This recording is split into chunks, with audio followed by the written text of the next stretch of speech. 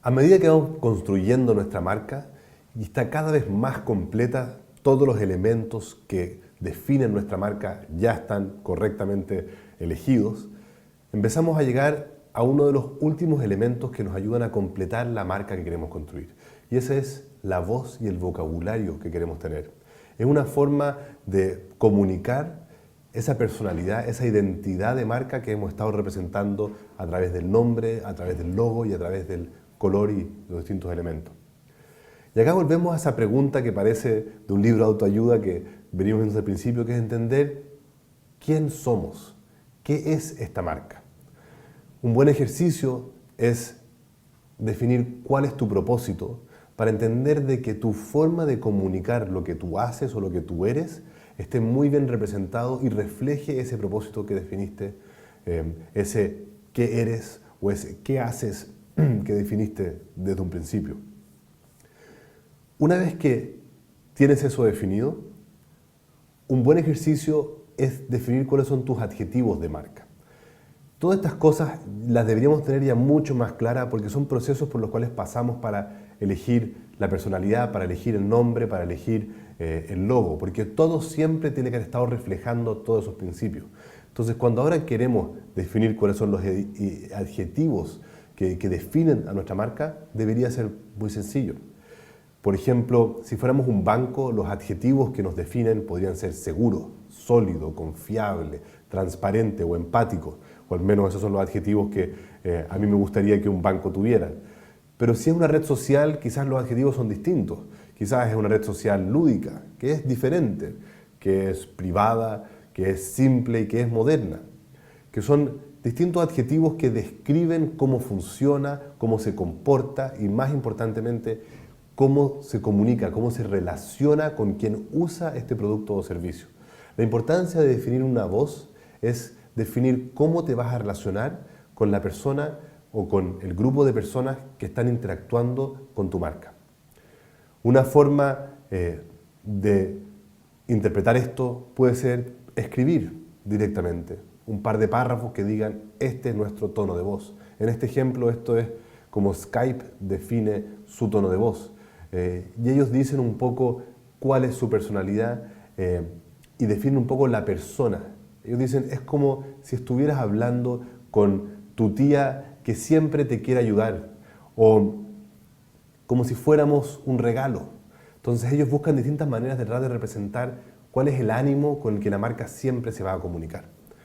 A veces puede ser un poco más formal y puedes decir directamente, escribe así y no escribas así y por qué. Y puedes definir cuáles son las formas en que debe hablar esta marca y cuáles son las formas en que no debe hablar esta marca, y siempre reforzando ese porqué para las personas que después vayan a aplicar tu marca, a escribir, a comunicarse con los usuarios de esta marca, entiendan cuáles son las reglas que deben usar. Y muchas veces cuando estás definiendo esa voz, dependiendo del tipo de marca que estás construyendo, incluso va a ser importante construir tu propio vocabulario. Especialmente si estás buscando una marca que busca diferenciarse, que busca demostrar que es única o que busca demostrar que hace las cosas de una forma diferente. O muchas veces es porque precisamente está haciendo algo nuevo o algo que no se hacía antes. Un ejemplo, una empresa que hemos visto en varios casos a lo largo del curso, por ejemplo, es Apple. Cuando todo el mundo hablaba de los computadores personales, aunque un Mac era técnicamente un computador personal, ellos nunca se refirieron al Mac como un PC. Siempre se refirieron al Mac como un Mac. Y siempre declaraban de que este computador era distinto al resto. Y agrupaban a todos los demás como PC. Y daba lo mismo si ese PC era Windows, o era Linux, o era Amiga, o era lo que fuera. Ellos eran Mac y todos los demás eran PC. O incluso las tarjetas madre de los Mac no son tarjetas madre. Según Apple, son tarjetas lógicas. Y si tú buscas tarjeta lógica o Logic Board en Google, te vas a dar cuenta que todos los resultados son de productos Apple. Y si tú buscas motherboard, no vas a encontrar ningún resultado de Apple. O incluso Wi-Fi. Cuando el Wi-Fi se empezó a masificar, la Apple fue muy específica en nunca usar el término Wi-Fi. Ellos usaban su propia palabra, airport. Steve Jobs se decía que él siempre le gustaba crear una realidad alterna en torno a sus productos y eso hizo que la Apple fuera muy insistente en usar términos muy distintos para describir incluso los estándares de la industria. Entonces, productos que podían ser estándares, como una tarjeta madre, para ellos tenían un nombre distinto. Y eso ayudaba a declarar o reforzar lo que la Apple quería comunicar, de que ellos eran diferentes.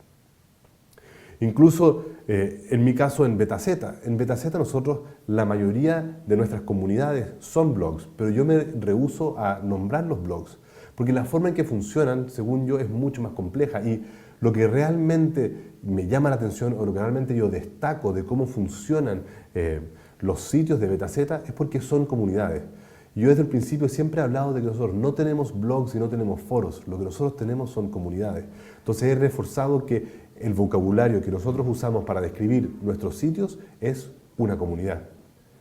O en el caso de Twitter, Twitter no te dice publica un mensaje o no te dice sube tu post. Twitter habla del tweet y tú publicas tu tweet, tú tuiteas en Twitter.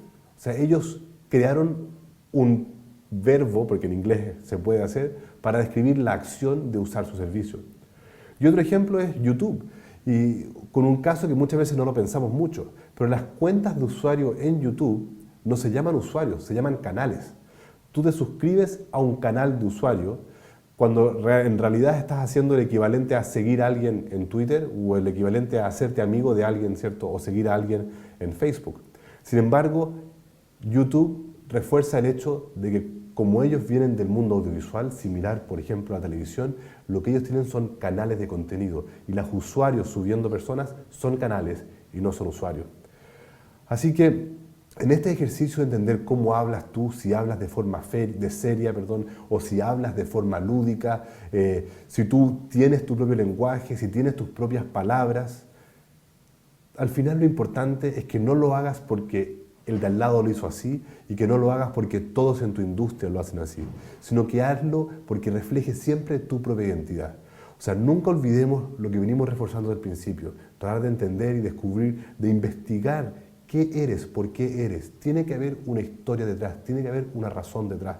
Si no, pierde muy rápidamente el fundamento para hacer lo que estás haciendo y por lo mismo va a ser muy fácil de que estés cambiando tu identidad o que estés perdiendo tu identidad y que para quienes están interactuando con tu marca no les quede muy claro qué representa. Busca tu identidad, encuentra tu identidad y busca todas estas formas de reflejar tu identidad. Una vez que tienes esa voz, que tienes identificados cuáles son los adjetivos que describen cómo te relacionas y cómo te comunicas con quienes usen tu marca, pasamos a la próxima etapa, que es definir tu identidad de marca.